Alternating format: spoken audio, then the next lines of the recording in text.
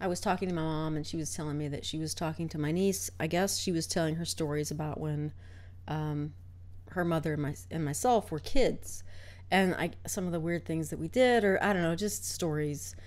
And she told her that when I was young, I would just iron the front of my clothes, because apparently that's all that really made it, it worked for me. That's what I could see. It was perfect. I didn't care if the backside was wrinkled.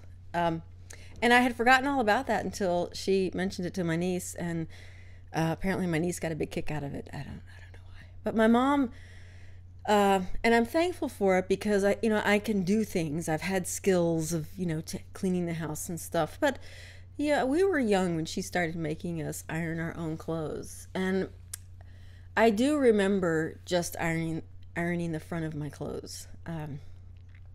Partly because I was like 11 or 12. Who cares? And secondly, the laundry room was off in the back by the garage door. It was really just like in the hallway. There was a little tiny room that only fit the washer and dryer. So if you ironed, for whatever reason, my parents had us iron right in front of the washer and dryer, which was in the hallway. And it's the hallway, and it was not fun. And you could hear the TV going and whatever. And, we were only allotted so much time to watch television. We had to be in our rooms at 7:30 p.m. So if you had to iron after school or whatever, that cut into your TV time.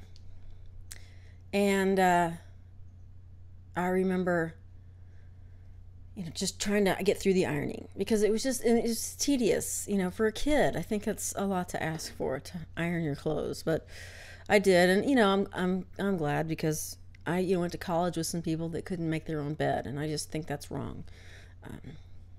My personal opinion. I mentioned that I had to rake the carpet, and we just had weird chores growing up.